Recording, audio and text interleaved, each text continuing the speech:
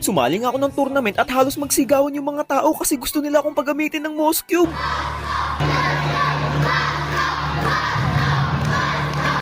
Kagabi kasi biglang may nag-aya sa akin ng tournament, 5 versus 5 daw. Oras na, nakalabo ko na isa sa inyo eh. Di kasi boss, sinali ka kasi namin sa tournament eh. Bukas na kasi gaganapin yan eh. Nilista ka na namin sa barangay namin eh. Baka pwede ka na maglaro. Dapat nagsasabi kayo pag isasali niyo ako sa tournament. Tsaka hindi naman tayo magkakakilala eh. Wala boss, kasi nakalista ka na. Hindi kami makakalaro pag di ka naglaro boss. Oh, tapos parang pinaparating nyo, pampakompleto lang ako sa team nyo. Alam nyo, nag-1v1 yung ano ko ngayon, tapos sayayain nyo ng tournament. Paano yan? Pagbigyan mo lang kami, boss. Oo, ngayon lang naman kasi boss eh. Wala na eh. Wala na kaming isa eh. Ikaw na lang yung hinahanap namin, tsaka ikaw yung nakilala namin dito eh. Tournament pa ng 5v5. Paano yan? Pag nakilala nila ako, di baban pa nila yung Moss Cube. Eh wala na, ibang gagamitin. Ano bang role ko sa inyo? Pagkukuren ka na lang namin, boss. Oo boss, para hindi ka makilala boss. Yun na lang sana. Pagbigyan mo Sige. na kami boss. Papalitan ako ng IGN. Dapat sa susunod magsasabi kayo. Nung oras na rin, oh. Sige, sige. Guys, bad trip naman. Naisabit pa ako sa tourna. Mapipilitan tuloy ako magpalit ngayon ng IGN. Kasi pag check pa rin yung ginamit ko, guys, matik ibaba nila yung Moss Cube ko kasi alimaw ako gumamit nun eh. Palit tayo IGN, guys. Ano kaya magandang ano? Meron na ako naisip, guys. Ito eh. Si Bat. Yan, si Bat.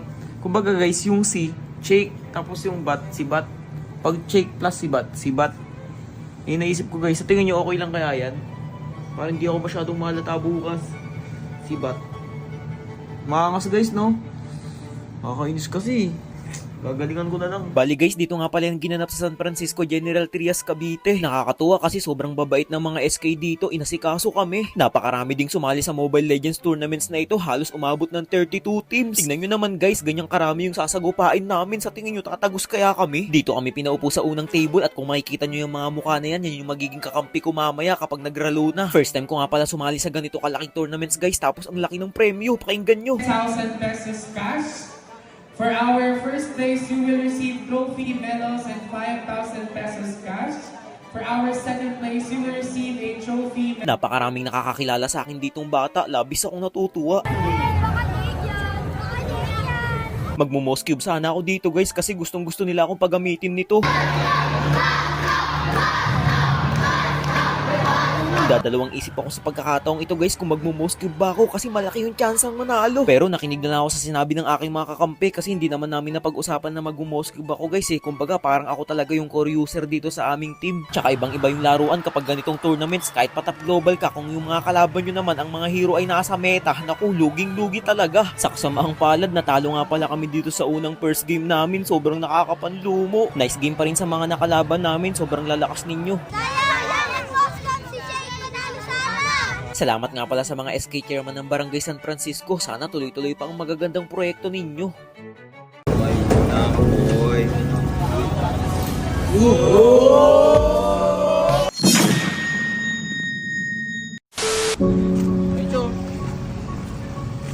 Jake, labanan mo daw to. Ito yung pinakamalakas sa aming magkaklase. Ano na, Jake? 1v1 na magkaalaman na tayo dito.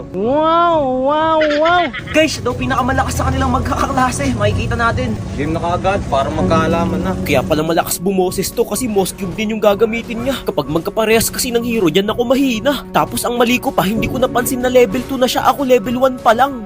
Ay, na, boy.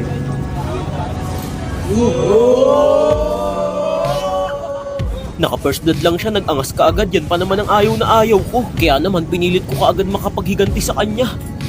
Takbo, bata. Takbo. Takbo, bata. Takbo, boy. Simula nung inangasan niya ako guys, hindi ko na siya pina-score. Kahit nagbo-blue block, aking tinitirador.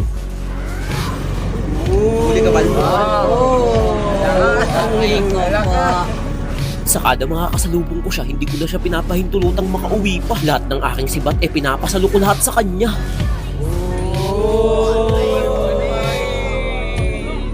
Hanggang 1 na lang yan guys, hindi na yan makakabawi ulit sa akin. Kahit saan man siya tumakbo at magtago ay aking hahabulin.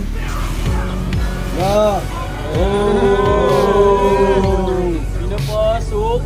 Pasalamat nga siya kasi hindi ko pinatama yung sibat ko dito, sadyang tinakot ko lang siya. Sapat nang malaman niya na kahit anong oras pwede akong pumunta. Tulad na lamang ng ginawa ko dito, hinanda ko lang yung Blade of Despair ko tsaka ako siya pinasok.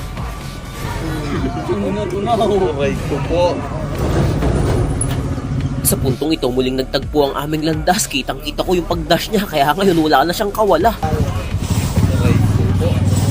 Nagawa ko na lang tumayo dito sa labas ng base niya para yung mga minions magawa kong matipon-tipon at magsama-sama. Napakabait ko pa nga sa lagay na to guys kasi tignan nyo naman nagtira pa ako ng isa. Kumbaga binigyan ko pa ng partida para yung mga paparating ko mga minions maharang pa. Kasi kung hindi ko gagawin to, sigurado magta-tower lock na yung mga minions ko malala. Inaantay ko nga siyang magpasalamat sa akin dyan guys pero wala man lang ako narinig kahit na bulong. Dapat pala hindi ko na sinikap gumawa ng paraan para makatulong. Pinapakaba ko na lang siya dyan guys, kunwari magdadash ako para siya ay mapakape.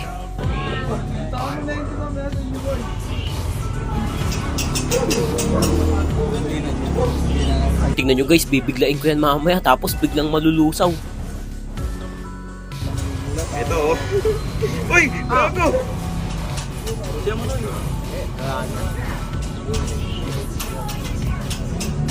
Tinuturuan niyo oh.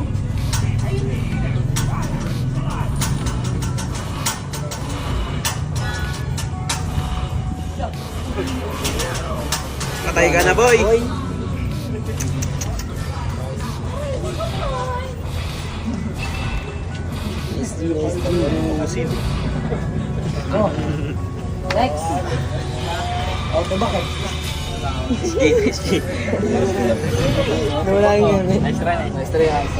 Nice try. Dito guys, content creator na naman yung dumayo. Gagi si Wanafly! Wanafly, balita ko puro creation cam ka lang daw ah. Ngayon ko papatunayan sa'yo na hindi ako creation camp. Ayun! Guys, dinayo ako dito ni Wanafly. Papatunayan daw niya na hindi siya puro creation cam. Hindi maganda ang panahon nung naglaban kami guys, kaya kung mapapansin nyo sa dalawang kilid namin may tagapayong. Sa unang sabayan, nagtatatakbo na siya na tila ba humihingi ng tulong. Hindi ko siya tinantanan kakahabol, kailangan ma-first blood ko siya. Yun kasi ang pinakamahalaga. Napansin niya yatang nakabuntot ako sa kanya, kaya napaghandaan niya ng maigi. Nang susurupresahin ko na siya, yun pala ang aking pagkakamali. Ay! Patay sa check. Patay. Hindi ko yun hinayaang maulit pa. Nang muli ko siyang makita, ibinuhos ko lahat ng aking makakaya. Siguro nainis siya kaya ganito lang yung naging reaction niya. Sobrang hirap kalaban ng Mia kaya early pa lang talagang inaagad ko na. Bawat paghaharap namin inilalabas ko ang aking buong puwersa. Huli ka. Sunod-sunod ko na siyang napitas dyan, napakalambot niya kasi palag ng palag kahit alam niyang lugi. Halos hindi niya na kinakaya ang lahat ng kirot at hapdi. Basta nahagip ko siya ng aking mata, sinisibat ko na lang ng bigla. Dito lagi oh. Bale guys, yung laban nga pala na to ay ginawa kong best of 3. Ganyan kasi ako pag may dumadayong content creator. Ayoko naman kasi yung puro nanalo na ako, hindi ko na sila bibigyan ng pabor. Heto nga pala yung huling digmaan namin bago ko siya matalo sa game 1. Wala pa. Patay na. Wala na. Comment ko na lang yung ID number ko. Game 1 guys. Nalo ay Wanafly game 1 guys. Okay, game 2 na. May game to pa? Bakit? Bakit meron? Nagtataka yung mga nanonood kung bakit may game 2 pa. Kasi ang pagkakakilala nila sa akin kapag nanalo na ako ng isa, tapos na. Nagkamali yata ako ng nakalaban kasi sobrang laki ng balik sa akin at kanya akong nabawian. Masyado yata akong nakampante nung pagkapanalo ko nung una. Kaya ngayong game 2, halos hindi niya na ako pa-scorein kahit na isa. Tingnan nyo guys, ganyan kalala yung Mia kapag naka-item na. Sasaglitin lang ako. Grabe yun. Kampa na naman. Nakascore naman ako dyan guys kahit papaano. 1-5 yung score namin. Tapos nabigla pa ako dito, biglang lumitaw. Ay! Grabe, nagulat ako pre. Talo na. At ayun na nga guys, talo ako nung second game at nung pangatlong game matatalo niya na naman ako dito. Sayang nga napakaganda pa naman ng pagka-early ko dito kasi nga mape-first blood ko siya dyan. Ang malaking pagkakamali ko lang, inaasim ko na siya. Masyado na naman kasi ako nakampante. Imbis na lamang na ako, nabaliktad pa ang laban at bigla akong nalugi. Simula nun guys, nawala na ako sa ralo at natanggap ko ng matatalo na ako dito. Puro error na rin kasi ang lahat ng mga nagawa ko. Grabe, hindi ako. Lakas ni Wanafly guys. Hindi siya creation cam. Legit. At ayun na nga guys, ito na siguro yung kauna-unahan kong talo sa marksman to marksman. Napakalakas din kasi ng ulan dyan, nababasa na yung mga cellphone namin. Pero at least 'di ba, rain or shine, ang laban namin tuloy pa rin. Siguro hihingi na lang ulit ako ng rematch sa kanya at pupunta na lang ako dun sa bahay nila. Lakas! Hindi pa tapos yun, no?